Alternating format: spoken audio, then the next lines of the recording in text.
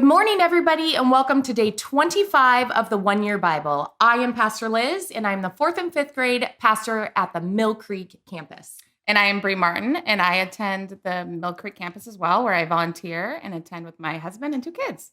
So I invited Bree here today because not only is she a volunteer, but she's my neighbor, and some of the best conversations that I have based around our faith is with Bree. So, like I said, we are on day 25 of the One Year Bible, and I absolutely love reading the One Year Bible. This will be my 3rd year doing it. And did you know that it takes 21 days to create a habit? I did, because I grew up playing sports, and all the coaches were like, 21 days, it makes a habit. Go on a run every morning. Yes. So I learned about this probably 3 years ago, and I decided to put it to the test with working out, eating right. And the first 5 days are the hardest. Yes, the first 5 days are absolutely miserable. So I just want to congratulate everybody because we're on day 25. If you've been reading it every single day, that means that you have created a great habit. All right, so let's dive in. Okay. We are wrapping up Genesis in Genesis 50. And I just want to talk a little bit about this. One thing that really stood out to me is, so we learned that Joseph was sold off into slavery by his brothers. Yeah. Well, they did not expect that he was going to rise to become the second most powerful man in Egypt. I know. So their father passed away, and they went through all the burial procedures, and his brothers were terrified. They decided to beg for forgiveness. They even asked if they could be his slave. I know. Joseph forgave him. Which is amazing. It is so amazing. What an amazing example of having the most amazing grace. Because would you have forgiven so easily? I have a hard time forgiving. And to be honest, there are people that have wronged me in my past, and I thought I have forgiven them. Yeah. But I really hadn't. And so this is an amazing example of forgiveness. And one thing that helps me to forgive is asking God to help me. Like, I would not be able to do it without the grace of God, knowing God's forgiveness.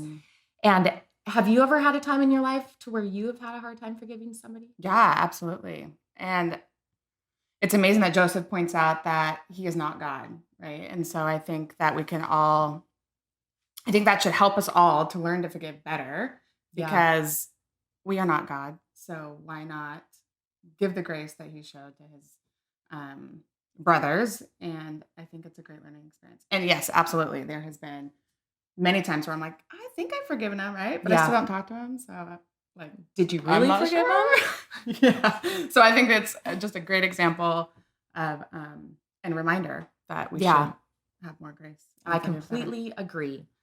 All right. So the next thing I kind of wanted to touch on is Matthew 17. Yes. So Jesus is on the mountain with his disciples. Wow.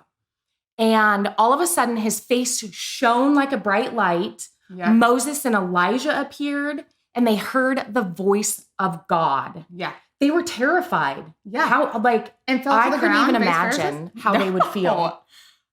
And I'm not sure if I would also fall to the ground, face forward, or like just stand there in awe, or jump up and down like, Jesus! Yeah. Like you just aren't sure. But reading that the other day, I was like, it reminded me of that Mercy Me song. Can you only imagine? Oh, I love that song. Every single time I hear that song, I just like get chills, because it's like, can you only imagine? Like, no, we can't. I can't wait. Yeah. The one thing that also stood out to me about that is, how were they going to keep that secret? They were told that they could not tell anybody what happened. I just put duct tape over my mouth. I know, because they weren't allowed to tell anybody until Jesus rose again.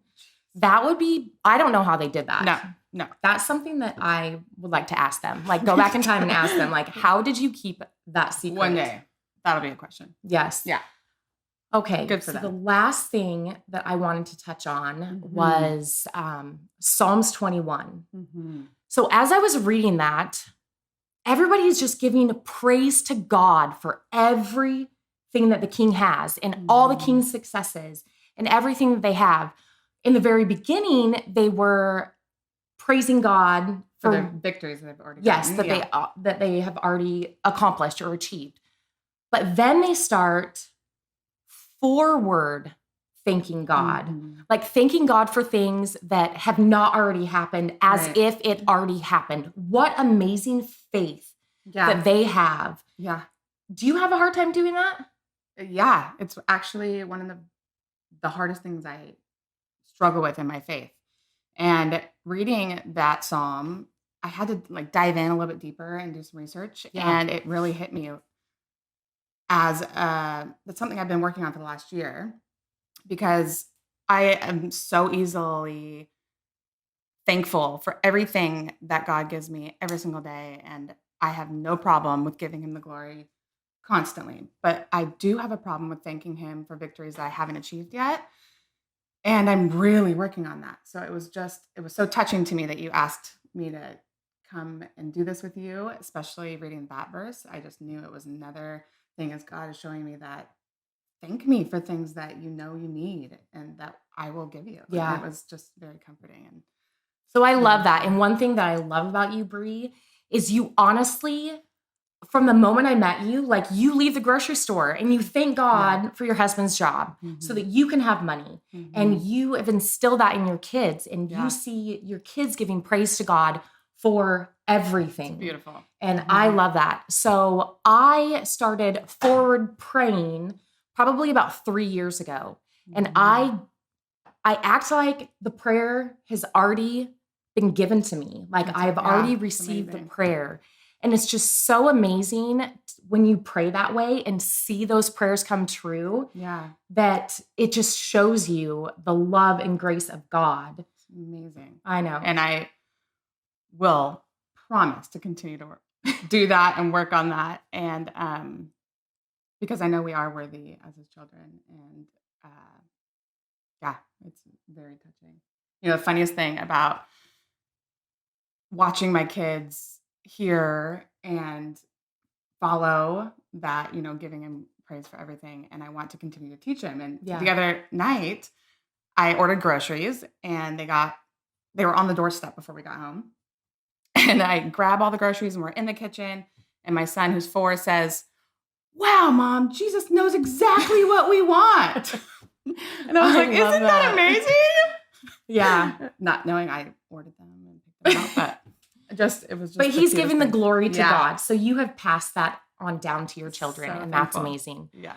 Well, I just want to thank you guys all for joining us for day 25 of the 1 Year Bible. I just encourage you guys all to work on forgiveness. Forgiveness is huge. And we had such an amazing example with the story of Joseph, as well as work on your prayer. Thank God for what you have and what you don't already have. Yeah. And thank you so much for joining me. Thank you for Bree. asking.